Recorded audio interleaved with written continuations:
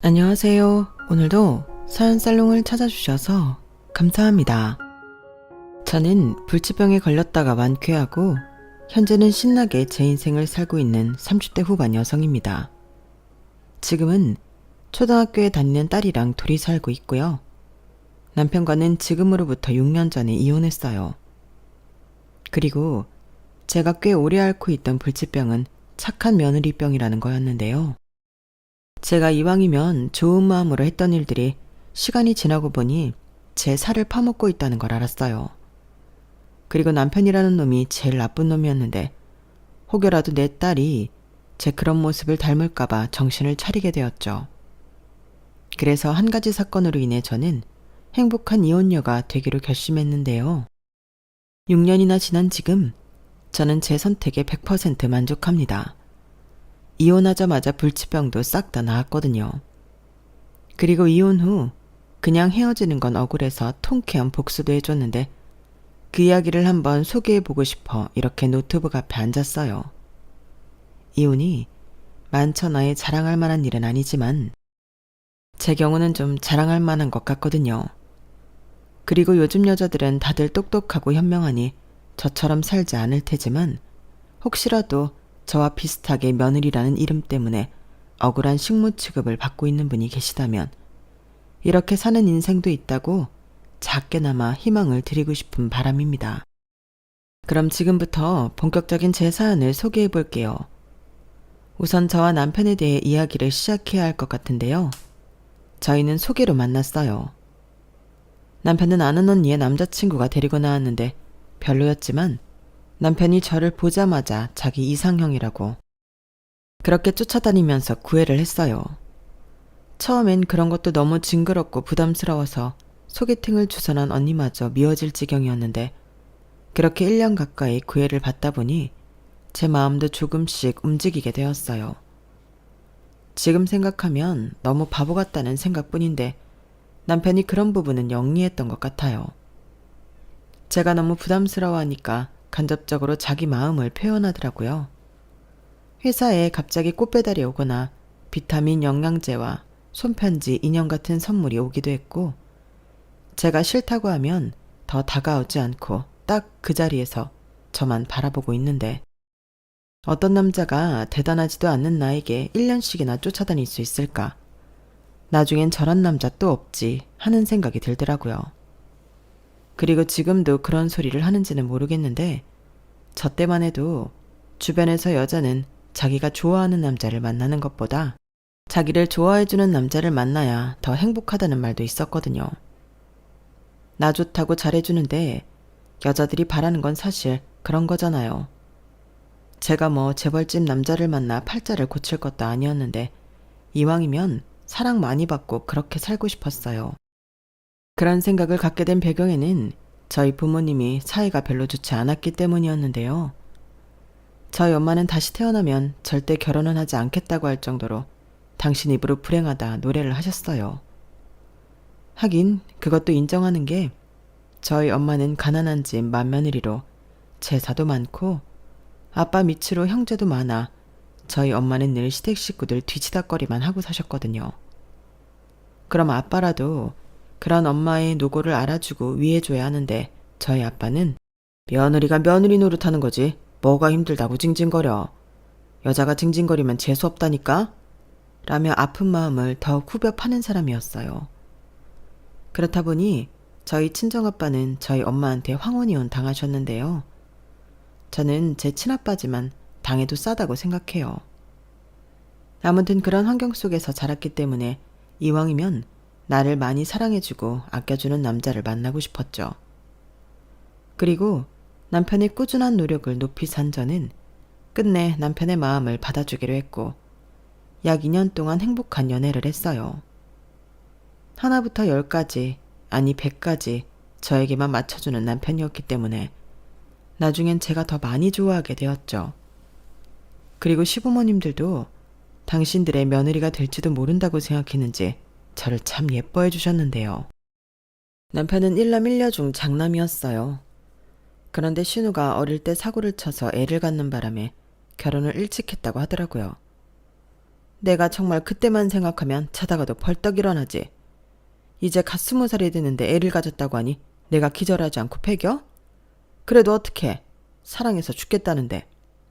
그래서 그냥 하라고 했어. 어차피 시킬 결혼 남들보다 조금 더 빨리 시킨다고 생각했지. 근데 내가 그 일 때문에 친척들 앞에 아직도 고개를 못 들어. 얼굴만 봤다 하면 그 얘기를 하는데 내가 아주 미치겠더라니까. 그래서 이젠 아주 왕래도 안 하고 산다. 네? 그럼 명절 같은 날도 안 가. 우리는 그냥 우리끼리 놀고 먹어. 그러니까 너는 복 받은 거다. 차례니 재산이 그런 거 신경 쓸 것도 없어. 큰 집에서 자기네들이 알아서 하겠지. 아, 그럼 정말 아무것도 안 하시는 거네요. 그렇다니까. 대신 당일에 우리 아저씨랑 종훈이만 큰 집 다녀오니까 그때 들고 갈 거나 조금 만들면 돼. 빈손으로 보낼 순 없잖아. 그래도 그게 어디니? 우리는 안 가도 돼. 너무 좋지 않니? 너는 내 덕 보는 거야. 나 같은 시어머니가 또 어딨다고. 이렇게 신우 일 때문에 시어머니는 자기네 친척들과도 사이가 멀어졌다고 했는데 그 덕에 편히 산다며 제가 그 덕을 보는 거라고 재차 강조하셨어요.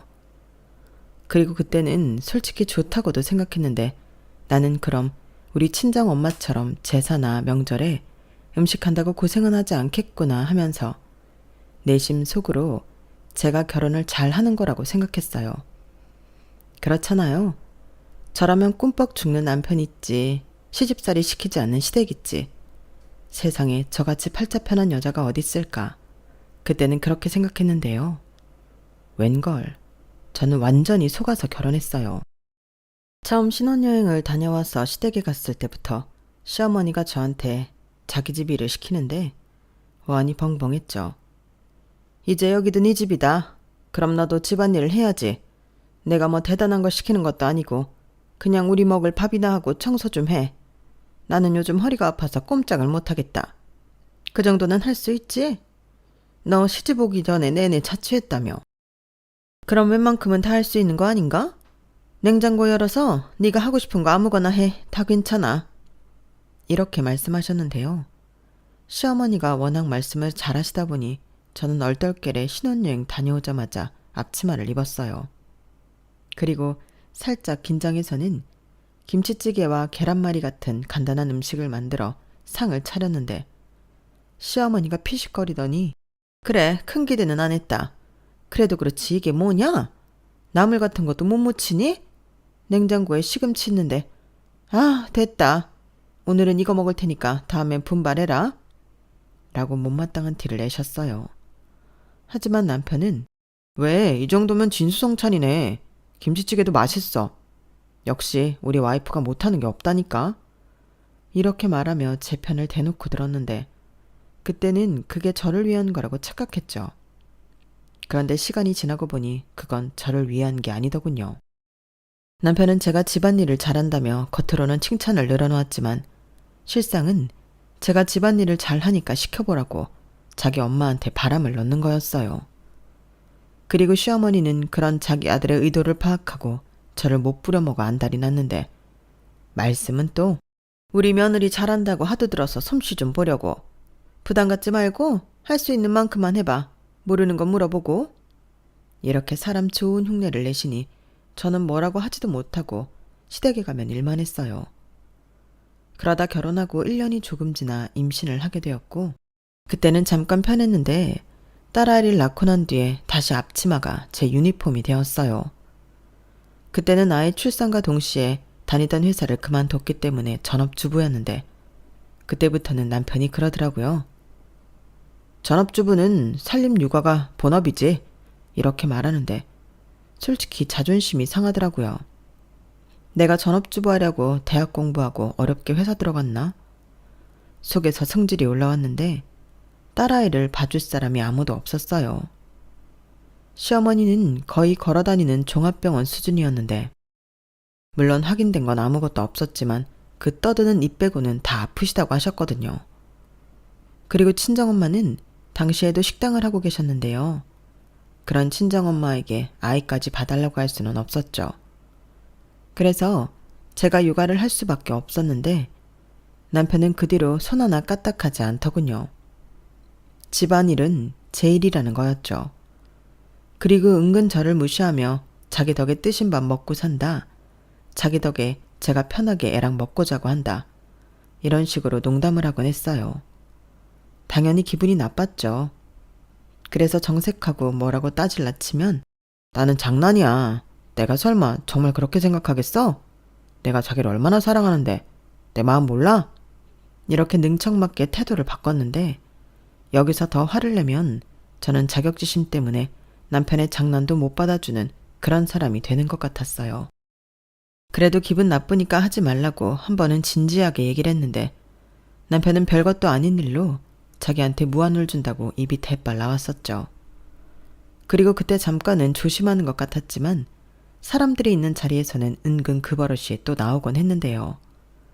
그때는 정말 남편이 아니라 왼수가 따로 없더라니까요. 그래서 삐쳐있으면 미안하다고 자기가 실수했다고 또 싹싹 비는데 나중엔 일부러 그러는 것 같았어요. 그러니 집에 손님이 오거나 시댁에 가는 등 우리 식구들 말고 다른 사람들이 있는 자리를 저는 별로 좋아하지 않았는데요. 남편은 원래부터 사람들이랑 어울려 노는 걸 좋아해서 별일 없어도 시댁에는 가고 싶어 하더라고요. 명분은 뻔했죠 뭐. 우리 예쁜 딸 보여주러 가야지. 할머니 할아버지가 얼마나 우리 공주를 보고 싶겠어? 이렇게 말하면서 애 때문이라도 시댁에 가야 한다고 했는데 거기 가면 저는 또 혼자 일만 할 게 뻔했어요. 주방일은 당연하고 재수없으면 이불 빨래나 냉장고 청소 같은 일을 할 수도 있었는데 물론 며느리니까 좋은 마음으로 해드릴 수는 있지만 아 다르고 어 다르다고 제가 자발적으로 하는 게 아니라 시켜서 하는 일은 하기 싫었어요. 그리고 시댁에 가면 남편까지 포함해 세 사람이 저만 쳐다보고 일을 시키려 하는 꼴도 보기 싫었는데 남편이 막무가내로 시댁에 전화해서 간다고 해버리니 저만 죽상으로 시댁에 가야 했어요. 그럼 저는 차에서 나도 좀 쉬고 싶은데 왜 맨날 자기 마음대로야? 배려 안 해? 나는 자기 집에 가면 또 밥하고 청소해야 하잖아. 라고 싫은 소리를 남편한테 자주 했는데 에이 우리 착한 와이프가 왜 이러실까? 라며 전혀 씨알도 먹히지 않았죠. 그렇게 시간이 흘러 저희 딸이 제법 컸어요. 그래서 유치원에 다니게 되었고 계속 이렇게는 살 수 없으니까 저는 다시 일을 하기로 마음먹었는데요. 취업이라는 게 생각처럼 쉽지 않더군요. 특히 어린애가 있는 경력 단절 여자에겐 취업의 문은 더 좁았는데 면접을 보러 가면 벌써부터 저를 보는 시선이 제가 무슨 용돈벌이를 하러 온 사람을 대하는 것 같았어요. 애가 아직 어린데 아직은 애가 엄마 손을 많이 필요로 하지 않나요? 배우자분 소득으로는 어려우신가요? 한 번은 이런 무례한 질문을 받기도 했는데요. 이미 그 사람은 저를 채용할 마음이 없다는 걸 단번에 알 수 있었죠. 그리고 그런 일을 몇 번 당하니 저도 주눅이 들었는데 아, 나는 이제 채용해줄 회사가 없구나 이런 생각이 들더라고요. 하지만 이대로 포기하기엔 너무 억울했어요. 그렇다고 파트타임 같은 일은 하고 싶지 않았는데 제가 돈 때문에 일을 한다기보다 남편한테 무시당하지 않으려 일을 하는 목적이 더 컸기에 번듯한 직장을 갖고 싶었죠. 그래서 생각한 게 공부였어요. 회사에서 저를 채용해주지 않는다면 제 스스로 전문가가 되자 결심했죠. 그리하여 처음엔 남편한테 얘기하지 않고 혼자 공인중개사가 되기 위해 공부를 시작했는데 와, 무슨 정치 법 공부하는 것처럼 모르는 투성이더군요. 당연히 투자 대비 결과는 미미했어요. 그래도 사람이 칼을 뽑았으면 무라도 잘라야 한다고 저는 포기할 수 없었는데요. 그래서 좀 더 투자를 하기로 했죠. 시간 때문에 학원은 못 가도 인강은 들어야겠더라고요. 그뿐만 아니라 문제도 많이 접해야 실전 준비를 할 수 있었는데 그렇게 야금야금 돈을 쓰다 보니 꽤 많은 돈을 쓰게 되었어요. 그러니 생활비가 구멍이 났고 어쩔 수 없이 남편에게 커밍아웃을 하게 되었는데요. 남편은 또 저에게 별 쓸데없는 짓을 한다며 그만하라고 했어요. 공부는 뭐 아무나 해? 그거 진짜 어렵대. 무슨 법대 공부하는 것처럼 외울 것도 많다고 하던데 아줌마가 그걸 어떻게 하냐? 자기가 하면 동네 아줌마들 살림 안 하고 다 그거 하지. 괜히 헛돈 쓰지 말고 정신 차려. 이렇게 말하면서 사람 기분이 초를 치는데 진짜 저게 잘한 편인가 싶더군요. 아무 상관없는 남도 저렇게 말하지 않을 것 같았거든요. 그래서 허리띠를 저 졸라매는 한이 있어도 공부는 계속하겠다 다짐했는데요. 남편은 그새 촉새처럼 자기 부모님한테 제가 공인중개사 공부를 하고 있었다고 떠들었어요. 그러자 시어머니가 살림이나 잘할 것이지 뭐하러 그런 쓸데없는 짓을 하냐고 잔소리를 하셨는데, 시아버님은 아무 말씀도 하지 않으셨지만 여전히 저를 출장 온 도우미 보듯 하셨어요. 평소 제가 없을 때는 당연하게 시어머니가 하시던 것을 제가 시댁에 오면 시키셨거든요. 아가, 나 물 좀 다오. 아가, 밖에 나가서 담배 좀 사올래? 그리고 요즘 도통 입맛이 없어서 오늘은 갈비찜 좀 맵게 해봐라. 이렇게 온갖 잡심부름에 당신 드시고 싶은 걸 만들라는 지시까지 하셨는데, 남편은 자기 일이 아니라는 데 신경도 쓰지 않았어요.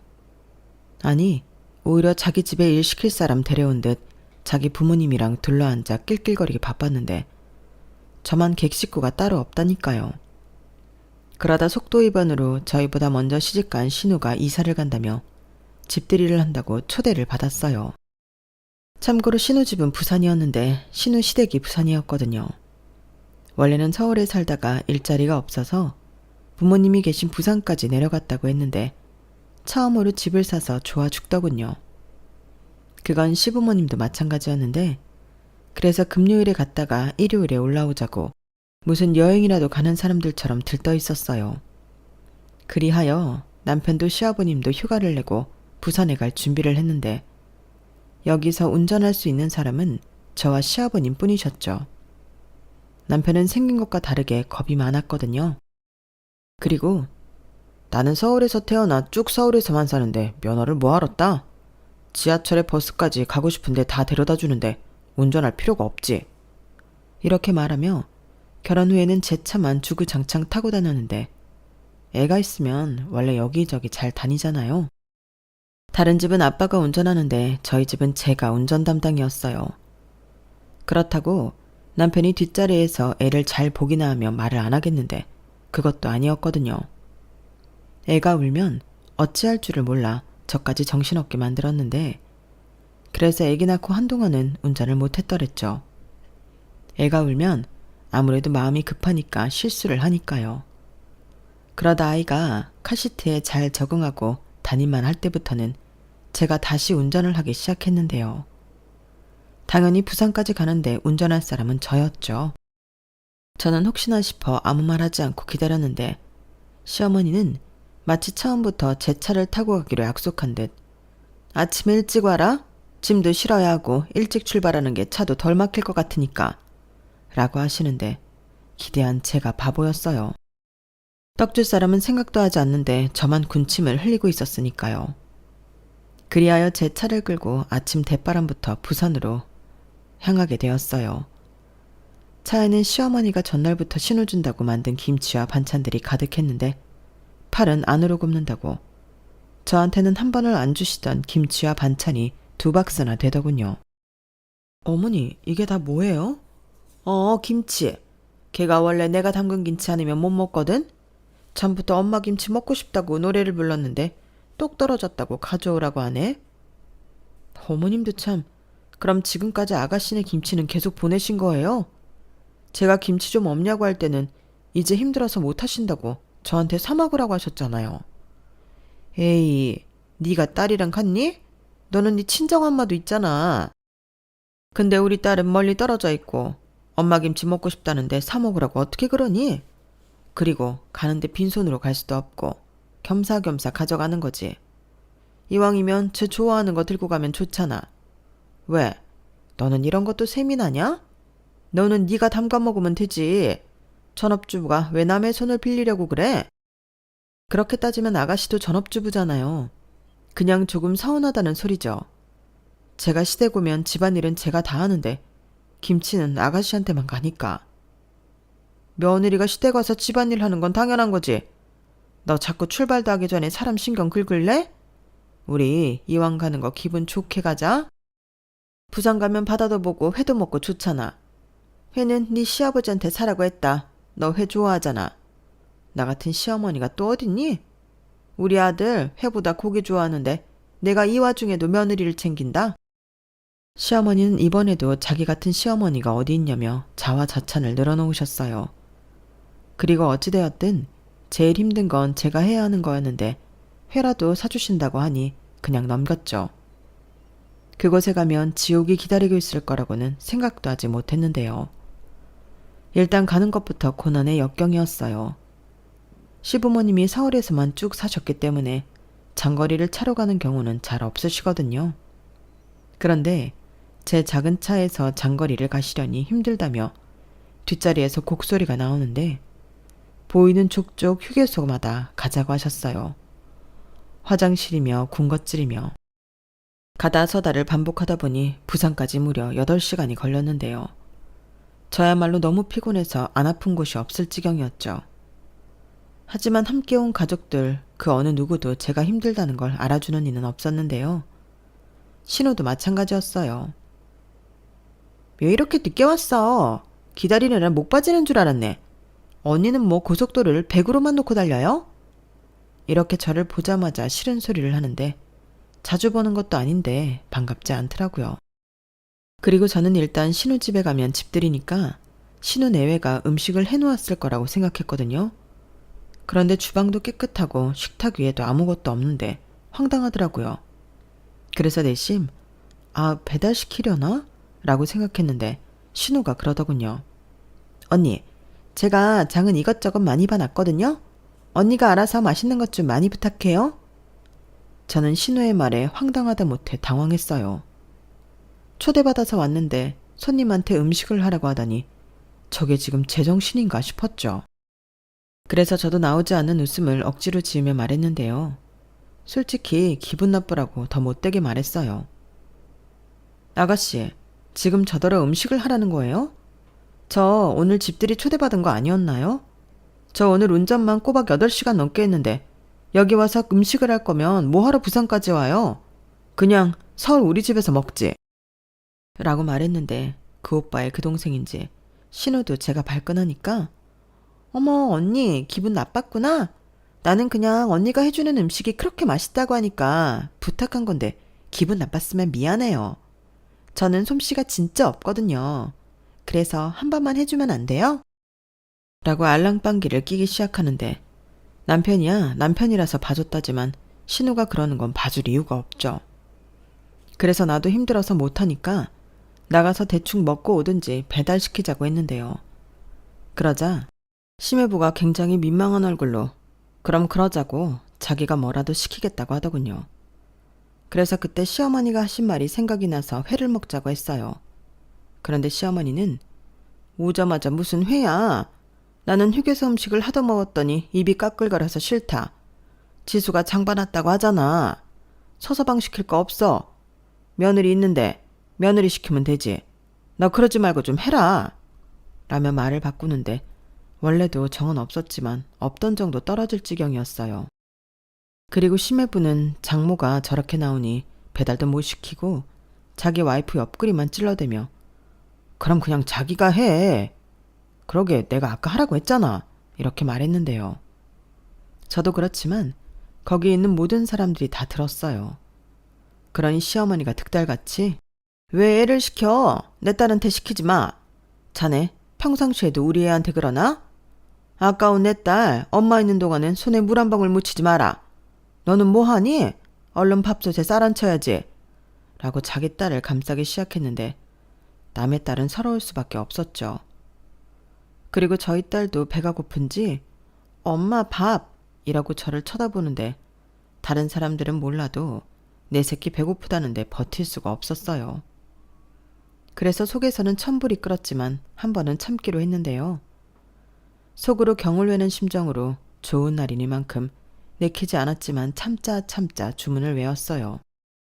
그렇게 저는 졸지에 남의 집에서 상을 차린 저였는데 뭐 좋다고 마음이라고 솜씨 자랑을 하나요? 대충 찌개 끓이고 밑반찬 몇 가지 해서 상을 차렸죠. 그러자 그 집 식구들은 제가 차린 상이 또 마음에 들지 않았는지 잡채는 안 했냐? 명색이 집들인데 고기 반찬 하나 없는 게 말이 되냐? 하며 불평불만을 늘어놓았는데 누가 들으면 부잣집이 제 집인 줄 알겠더군요. 그래서 저는 남편을 째려봤어요. 네가 좀 나서서 수습 좀 해라. 그런 뜻이었는데 남편은 제가 아무리 눈치를 줘도 밥만 잘 처먹는 거 있죠. 남편뿐만이 아니었어요. 불평불만할 땐 언제고 저를 뺀 나머지 사람들이 냄비에 구멍이 뚫리도록 먹었는데 심해부가 평소에는 마누라 밥도 못 얻어먹는지 가장 맛있게 먹더군요. 그러자 신우가 그건 또 기분이 나쁜지 자기 남편을 째려보고 난리도 아니더군요. 그런데 심해부는 저희 집 화상이랑은 다른지 신우 눈치를 살폈는데요. 그 모습을 보니 더 한숨이 튀어나왔어요. 그때 저희 딸이랑 눈이 마주쳤는데 저는 애써 웃으며 더 먹으라고 했지만 그 어린 게 제 눈치를 보는 것만 같아서 속이 상했어요. 하지만 남편은 제 속은 관심도 없다는 듯 자기 식구들 다 있다고 혼자 신이 났는데 모처럼 동생이 있으니 술을 마셔야겠다고 이번에는 술상을 차려달라고 미친 소리를 하더군요. 그래서 제가 작작하라고 어금니를 깨물고 얘기하니 갑자기 저희 딸이 아빠는 왜 그래? 왜 자꾸 엄마만 시켜? 아빠 나빠! 라며 제 편을 들어주는데 그 어린애 입에서 나오는 말이 저에게는 나름 통쾌함이 있었어요. 그리고 시어머니는 저더러 너는 좋겠다. 네 편만 드는 딸 있어서. 그러니까 이것들은 네가 치우고 과일 좀 내와라. 서서방이랑 지수는 이리 와. 언니 치우는데 방해하지 말고. 라며 제 염정을 질렀는데 누군 엄마가 없냐고요. 정말 서러워서 그날은 눈물까지 날 지경이었는데 이러다가는 2박 3일 동안 제가 이 집 살림을 다 할 것 같더라고요. 그래서 차마 그럴 수는 없기에 남편을 조용히 불렀는데요. 미쳤어? 거기서 나한테 술상을 차리러 가면 어떡해? 그리고 이것 봐봐. 집들이 손님으로 와서 내가 왜 여기서 밥을 해? 나 지금 운전하고 오느라 허리도 아프고 피곤하거든? 왜 또 그래? 좋은 날이잖아. 그리고 엄마가 오랜만에 딸 보는데 자기가 좀 배려해주면 안 되는 거야? 자기도 딸 있잖아. 그래, 나도 딸 있지. 그래서 더 싫어. 내 딸이 뭘 보고 배우겠어? 자기는 우리 딸이 나중에 시집가서 나처럼 식모 취급받았으면 좋겠니? 뭐? 식모? 오바한다. 무슨 말을 그렇게 해. 그렇게 생각하면 자기 기분만 나쁘지. 기분은 오늘 하루 종일 나빴어. 똑똑히 들어. 방금 먹은 밥이 마지막이야. 나더러 밥하라고 하지 마. 그랬다가는 나도 안 참아. 남편은 제 싫은 소리 몇 마디에 인상을 찡그렸어요. 그러고는 알겠다고 술상은 안 차려도 된다고 했는데 제가 쉬고 싶어 신우한테 어느 방을 쓰면 되겠냐고 물으니 돌아오는 대답도 안 어이가 없었어요. 어머? 언니도 방을 쓰게요? 방은 엄마 아빠들이고 또 하나는 우리 애방인데? 언니네는 거실 쓰면 되지 않나? 여기가 제일 넓고 좋잖아. TV도 있고. 라고 하는 거예요. 정말 기가 막혀서 말이 안 나왔는데 그래서 이번에는 그럼 나랑 우리 애는 근처 호텔이라도 가겠다고 선언했네요. 그러자 제가 이렇게 나올 줄은 몰랐는지 신우가 당황하더니 시부모님이 쓰실 방을 쓰라고 했는데요. 자기들이 안방 시부모님에게 내어주고 거실을 쓰겠다고 하더군요. 물론 좋은 마음으로 얘기한 건 아닐 테지만 저는 알겠다고 했어요. 자기가 그렇게 얘기하면 제가 아니에요. 어떻게 안방을 두고 거실을 써요? 거실 우리가 쓸 테니까 그러지 마요. 라고 할 줄 알았나 보죠. 저는 아랑곳하지 않고 작은 방에 이부자리를 깔고 딸아이와 일찌감치 누웠어요. 그러자 곧이어 술파티가 벌어졌는지 연신 배달기사 초인종이 울렸는데 잠을 잘 수가 없을 지경이었죠. 그리고 새벽 4시가 다 돼서 남편이 자려고 방에 기어들어왔는데 저는 애 깨우지 말고 나가서 자라고 했어요. 그러자 거실에는 신우 내외가 자고 있어서 자기가 가서 잘 수가 없다고 막무가내로 저와 딸 사이를 파고들어 코까지 골면서 자는데 애는 시끄럽다고 깨고 정말 죽겠더군요. 그리고 저희 애가 우는 걸 밖에서 들었는지 시어머니가 빼꼼히 방문을 열었는데요. 예상했던 대로 저에게 깼으면 아침상을 차리라고 하셨어요. 그래서 저는 깬 거 아니고 남편 때문에 잠을 설치는 거라고 다시 잘 거라고 딸아이를 안고 누웠는데요. 시어머니가 못마땅하다는 듯 저거 정말 어떻게 하면 좋지? 아우 내 팔자야 라고 궁시렁거리면서 방문을 닫는데 저야말로 이 집안 식구들을 어쩌면 좋을까 한숨이 절로 나오더군요. 그러자 딸아이가 말똥말똥한 눈으로 엄마 화났어? 라고 묻는데 차마 아니라는 말이 나오진 않더군요.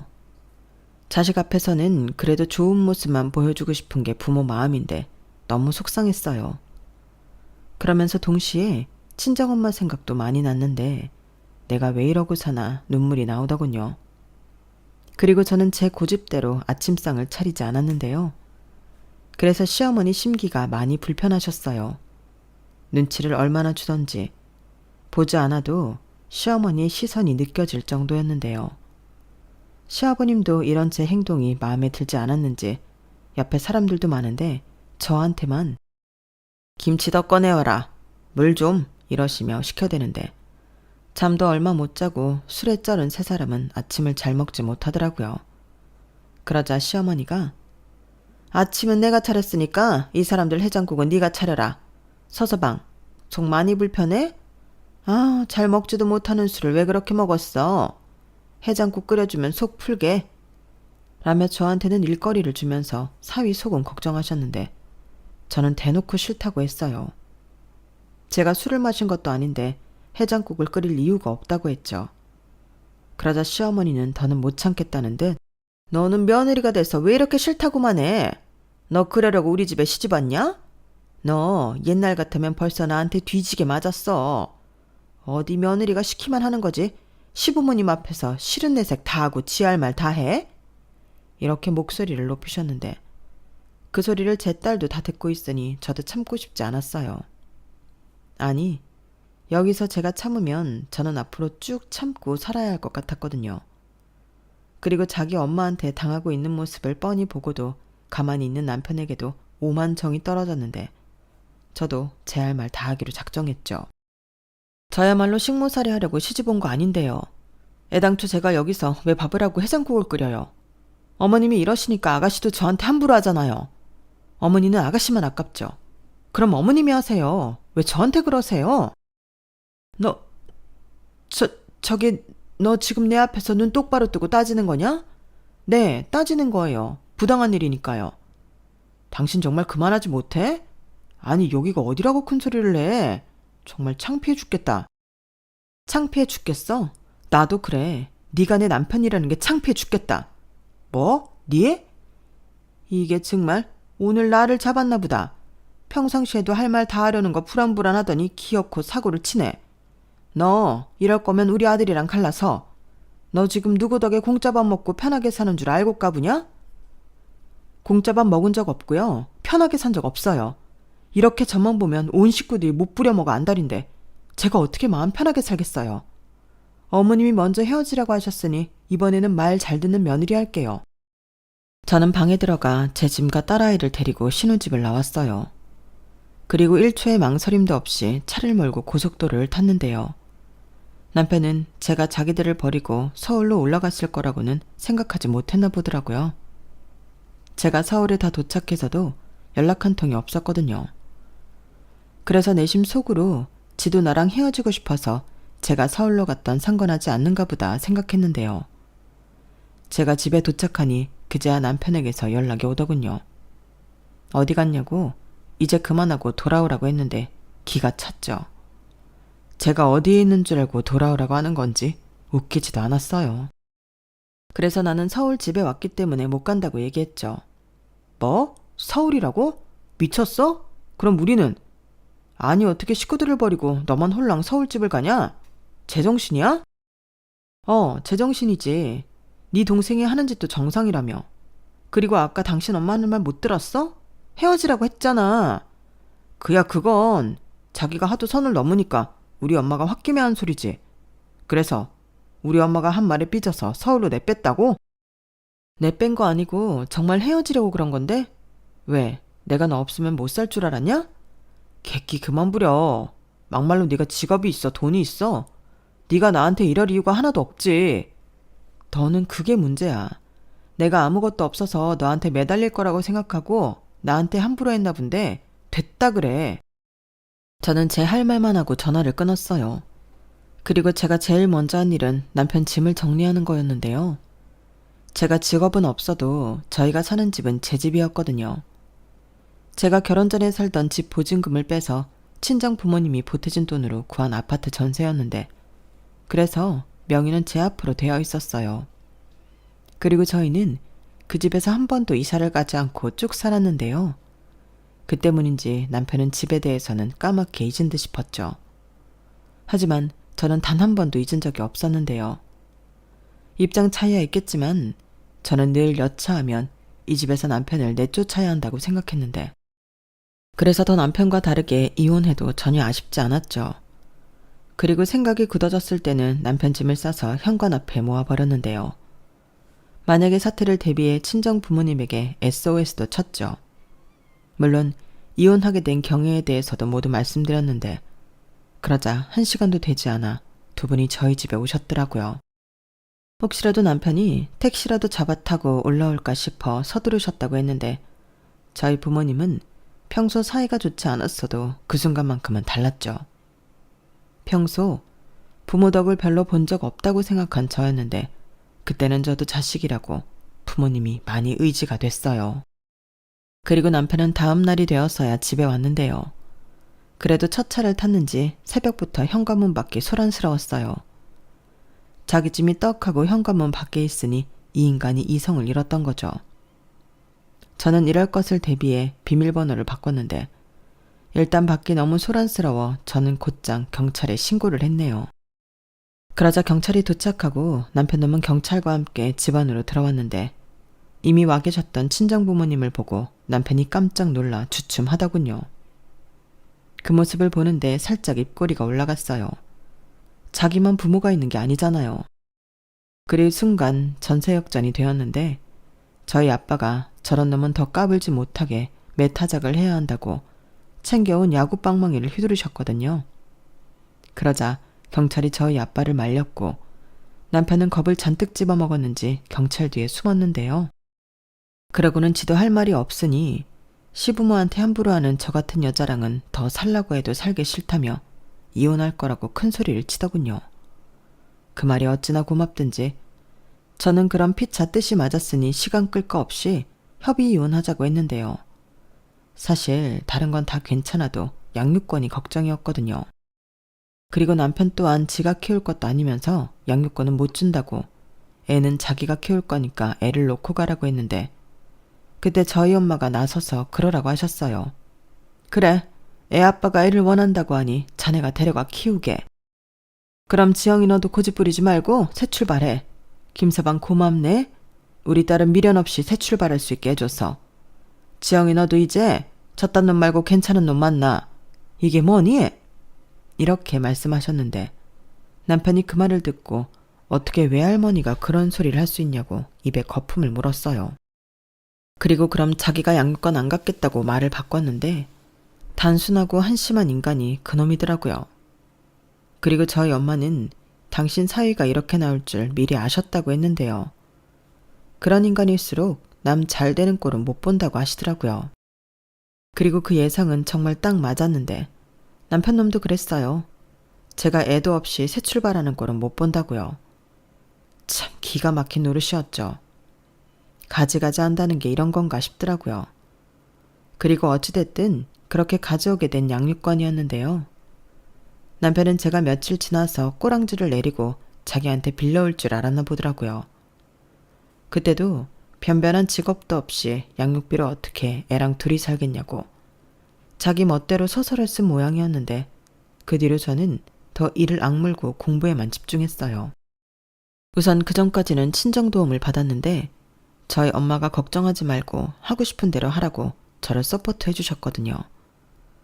사실 당신 딸인 제가 그렇게 살고 있었다는 것에 저희 엄마는 충격을 받으셨는데, 자기가 그렇게 살아 네가 그렇게 사는 것 같다며 마음 아파하셨어요. 그래서 지금부터라도 어떤 것을 구애받지 말고 하고 싶은 건 다 하라고 당신 신용카드를 주며 말했는데, 그때 저도 울고 저희 엄마도 한참을 울었어요. 그리고 그런 마음을 알기에 더욱 독하게 공부를 했는데, 사람이 절박하니 정말 진심으로 매달리게 되더라고요. 그리하여 저는 이혼하고 2년 만에 원하는 공인중개사 시험에 합격했고 곧이어 원하던 직장도 갖게 되었는데요. 그때는 세상을 다 가진 것처럼 기뻤어요. 딸아이도 엄마 너무 멋있다고 엄지를 치켜 세워주는데 뿌듯하더라고요. 그렇게 저는 전문직 여성이 되어 등에 날개를 단 듯 훨훨 날았는데요. 그러다 이런 제 모습을 남편에게 드디어 보여줄 날이 되었어요. 남편은 저랑 이혼하고 집이 없으니 시댁으로 들어갔거든요. 그리고 매달 양육비를 잘 보내고 있었는데 시어머니가 그러셨대요. 양육비를 보내주니 제가 아쉬운 소리를 안 하는 거라고요. 그러니 돈을 주지 말라고 했다는데 법이 괜히 있나요? 저는 참았다가 양육비 미지급 강제 집행으로 통장 압류를 걸었는데요. 남편이 득달같이 연락을 해오더라고요. 그래서 일하는 중이라 바쁘니 퇴근 시간에 맞춰 회사 근처로 오라고 했는데 번듯한 직장인이 된 제 모습에 남편이 많이 놀란 모습이었어요. 그리고 아쉬운 소리하며 매달리는 쪽은 제가 아니라 남편이 되었는데요.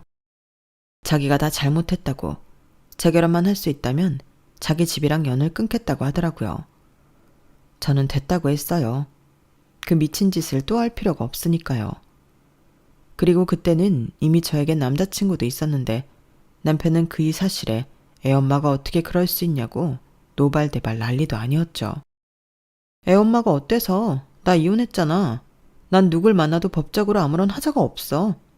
이렇게 결정타를 날려줬는데 제 말에 울상이 된 그놈의 얼굴을 보니 얼마나 통쾌했는지 모릅니다. 그렇게 저는 압류 풀고 싶으면 밀린 양육비 내놓으라고 엄포를 하고 호련히 자리에서 일어났는데요. 다음날 시어머니가 저를 찾아오셨어요. 용건은 뻔했어요.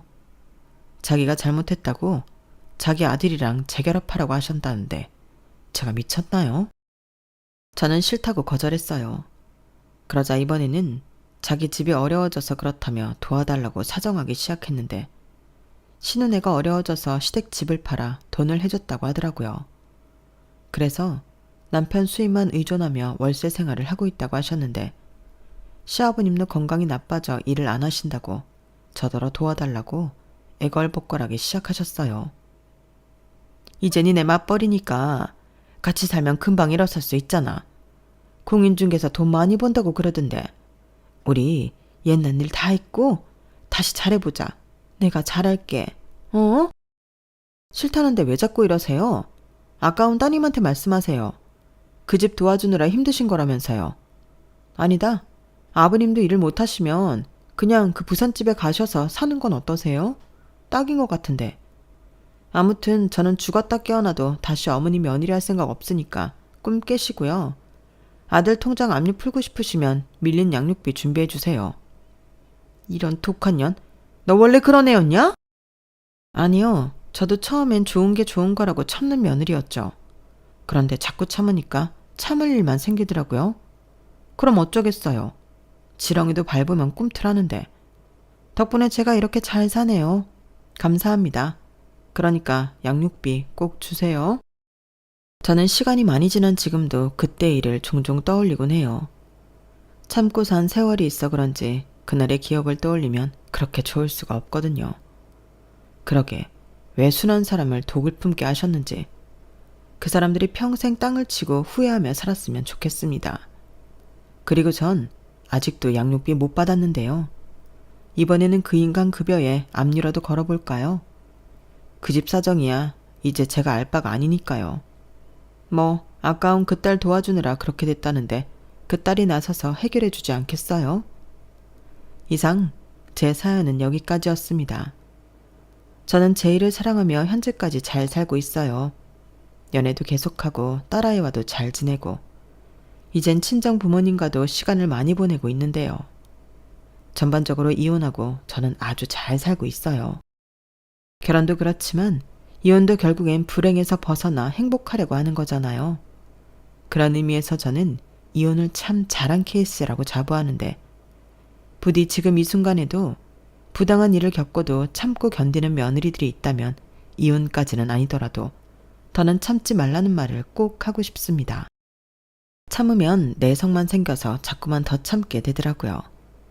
그러니 이제는 참지 말고 스스로를 지킬 수 있는 구체적인 방법을 꼭 찾아보시길 바라며 저는 이만 물러갈게요. 그럼 지금까지 긴 사연 들어주셔서 감사합니다. 더는 억울한 며느리도 너무한 시어머니도 없는 행복한 세상에 사는 우리들이 되었으면 좋겠습니다. 그럼 안녕히 계세요. 여러분, 사연 댓글에 응원과 현명한 조언 부탁드려요. 좋아요와 구독은 저에게 큰 힘이 됩니다. 오늘도 좋은 일 가득하세요.